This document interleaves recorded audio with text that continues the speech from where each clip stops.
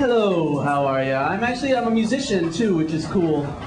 Yeah, I like it because it's the one thing you can do where you can be broke and still be kind of cool. You can't do that with other jobs, you know? You can't be like an accountant and say, hey, I'm an accountant. What company do you work for? Oh, I don't work for a company. That's your definition of success, dude. I'm doing it for the numbers.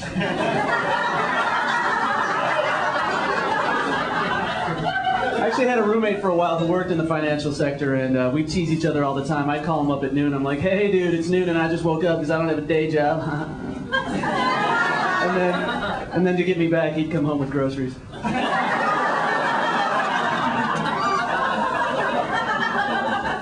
I've had my own corporate jobs, but they usually don't go too well because I don't understand the whole corporate culture, you know? Like, I actually had a guy try to motivate me with a bunch of those corporate slogans, and he actually said to me, don't dress for the job you have, dress for the job you want. So I showed up at the next day in a Cubs uniform.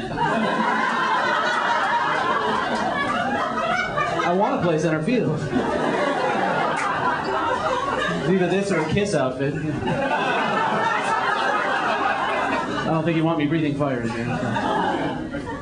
The worst days at the day job were when I would have to take my guitar to the day job for a gig afterwards, because everyone wants to talk about music if you take a guitar to the office. Oh, what kind of guitar do you have? What kind of music do you play? You got a gig tonight? Yeah. I have a guitar, so I get to be interviewed every day, you know? You don't do that if you see a guy with a briefcase. You know? It's like, oh, you got some files in there? What kind of files you got? You're going to do some filing later, aren't you? Sometimes I just don't want to talk about music, you know, and I want to be polite, so I get out of the conversation this way. Someone asks me what kind of music I play, I just say speed metal. End of conversation. No one ever wants to know anything more about speed metal or the people that play it. So. I actually admire the guys that play speed metal because they're not doing it for the chicks. You ever been to a speed metal show? Not a lady in sight. If there's someone in the audience without a penis, there's been a horrible accident.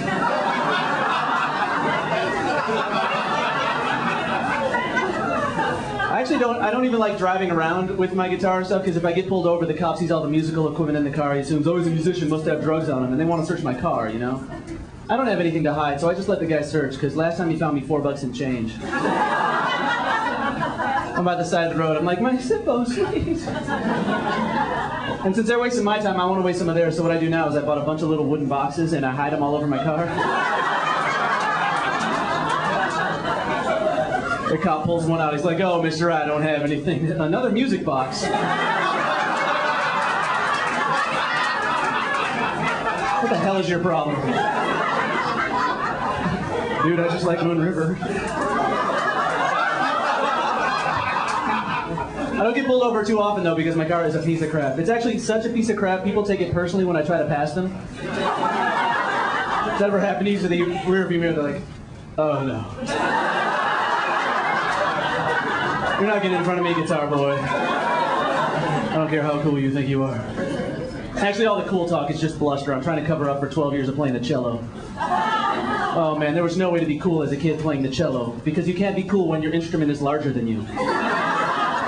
When I walked to school with the cello through my neighborhood, I was like a wounded gazelle out in the Serengeti. The bullies just smell you coming from a mile away. Oh. I don't know what that thing is, but I know I want to break it. I was actually driving in Texas, and I was on this really podunk road. There were potholes everywhere. It was a mess. And after a half an hour of bouncing around, I actually saw that they had put a sign up that said, rough road. And I wondered, who is that for? Are there people who are in the car and it's shaking like, what the hell is going on? Oh, rough road, fair enough. And when you think about it, they put up a sign that says rough road. They're pretty much admitting they're never going to fix the road.